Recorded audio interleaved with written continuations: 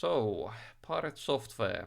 If you clicked on this video, you probably know who I'm talking about. If you don't, he makes YouTube Shorts content, recently involved in some WoW drama. I'm not gonna talk more about that in this video, and you might know that he's a hacker. And as someone who works in the cybersecurity field, I was also very interested initially to learn what kind of advice he would be giving people. And I was unfortunately kind of disappointed because I think most of the stuff he says is actually kind of bad advice.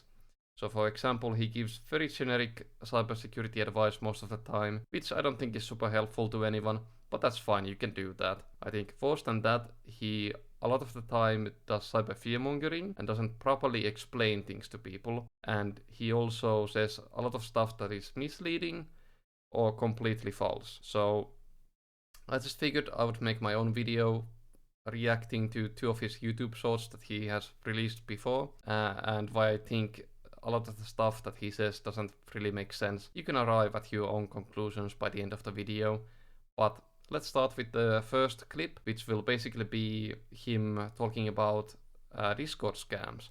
So let's see what he has to say about that. What do we see that's wrong with this? What's the issue with this? See, here's the thing. When we mouse over this link, do you see how this goes to https short URL.net? Yeah, that's a hyperlink. Yeah. So Steam is not actually where this is linking to. It's linking Correct. to a short URL that then sends you somewhere else that steals your Discord online session token. The problem with this is Discord, in their infinite wisdom, allowed you to obscure what a hyperlink actually is. And if you don't mouse over it, you don't know where it's actually going. So Okay, so Pirate made this seem like a big deal, like Discord has in the infinite wisdom done something really stupid. In fact, they've actually only implemented basic markdown, and this is really common across the internet, like a lot of websites and services do this. So I don't think this is an issue at all, actually. And on top of all of that, Discord actually warns you when you're about to leave to another domain. So when you click the link, you get a warning and you will see the actual URL instead of the fake URL. So Discord has also taken steps to mitigate this. Like, I don't think this is Discord's fault, and I think the complaint is a bit silly, even though he is correct in the fact that attackers can do this to mask like URLs. So I just don't think this is an issue, personally. But let's move on, because I think the worst take is about to come next. actually is. And if you don't mouse over it, you don't know where it's actually going. So people are just automatically clicking this, it steals your auth token, and they have access to your account, and then you go and DM all of your buddies with this. Okay, last part was correct. The rest of that was complete bollocks. They don't automatically get access to your account. Let's actually break this down. So when you click the link, instead of your account being stolen, you will be going to a phishing page. And this phishing page will look like the Discord login page, for example. And now, if you are gullible enough to enter your credentials there, you will lose your account, because you have just given your credentials to the attackers or the scammers. So that is how this works. But if you click the link, it does not mean that your Discord account will be stolen. This is not how it works at all. I mean, if that's how it worked, the internet would be a pretty dangerous place to even be on, because you could just lose your Discord account at any moment. Like, clicking links is not special. Like, it's not a special action, it's just you going to a website, right? So, no.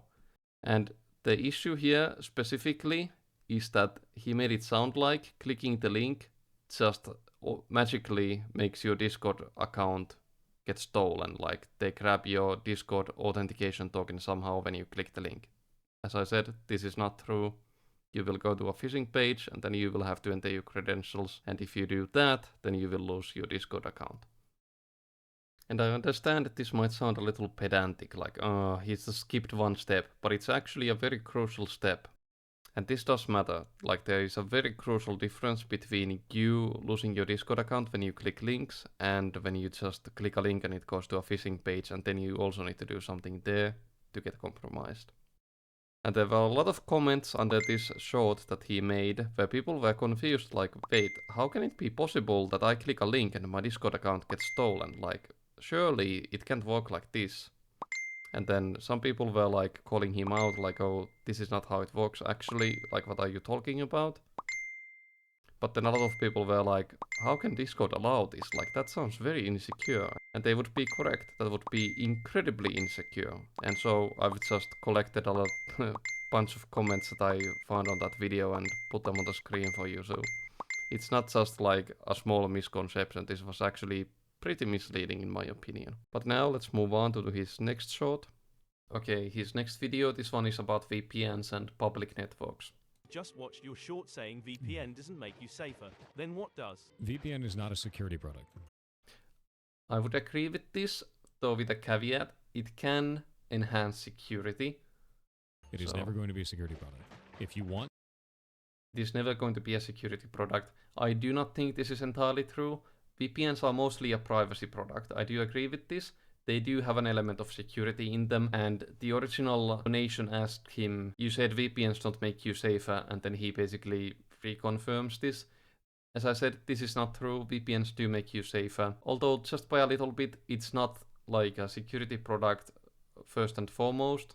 Don't believe all the VPN ads that you see, but I also want to touch on the things he's about to say next. To be safer on what you are doing, stop logging into critical accounts that you have on public access internet. Don't do that.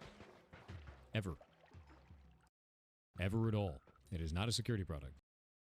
Okay, so he's talking about public Wi-Fi's, like if you go to your local McDonald's, you have a free Wi-Fi that you can join, and he's telling you not to log in to any critical accounts on that public Wi-Fi.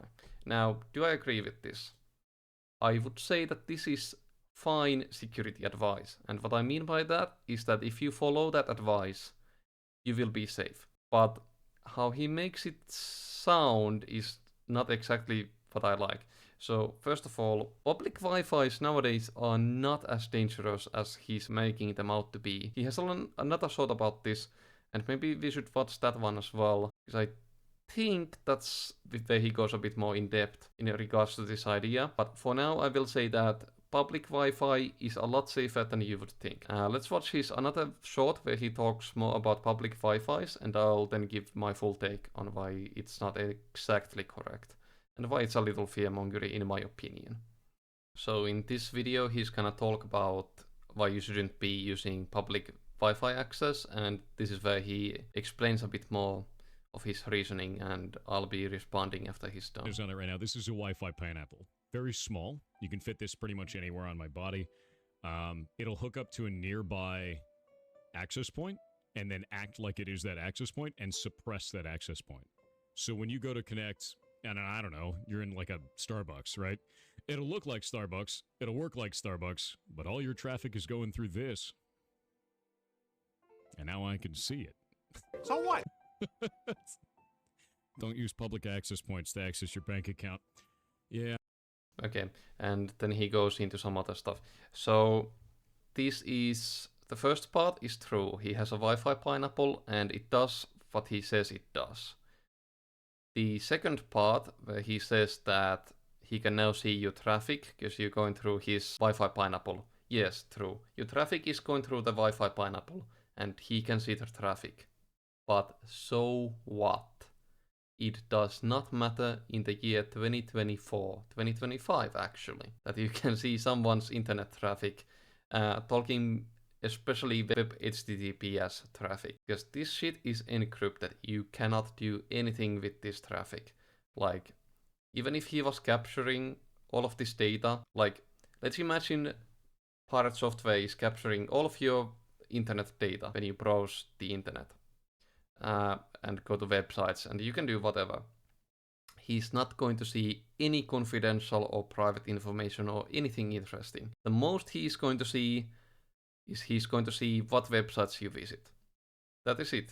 He is not going to see anything else. It is encrypted. You cannot go through that. That is just, I don't know. It's pretty basic, and a lot of VPN companies also use this tactic in their advertisements nowadays. They say, ooh, if you use public Wi-Fi without a VPN, then all of your data is ours. Like, yes, this was an issue 15 years ago. 15 years ago, HTTP was very commonplace, and stuff like this was actually dangerous. Like, anyone could see your passwords and all of that stuff, because it went in plain text, anyone can read it. Nowadays, every single website practically that you would ever use uses TLS any attacker who is listening on your traffic cannot see what is happening. And so yeah, this is just, as I said, misinformation or misleading at best. So yeah, not something I would expect from someone who won 3 black badges from DEF CON, 2 for cryptography, and 1 for telefreaking. Programmer, hacker, game developer. So I would expect a little bit more accuracy when making such claims. And I will give you an example. I think the worst thing you can do on a public Wi-Fi access point nowadays, mostly, is that you can make a fake login page when someone connects to your access point. So I think this has a term. I don't remember what it's exactly called right now, but you can make like a capture portal that you need to log in through to be able to use the internet. And you can make this a phishing page and make it ask for you like Steam credentials or something. Of course, the person connecting to your Wi-Fi might be like, why the hell is this asking for my Steam credentials? Again, this is like more like a phishing thing you can do, but saying that you can just trade up, like listen on someone's traffic and see everything that they're doing, this is not true at all. And this is the cyber fear mongering that I was talking about. And yeah, I don't like it, as I've said, so not completely accurate. Okay, so to recap on the pirate stuff.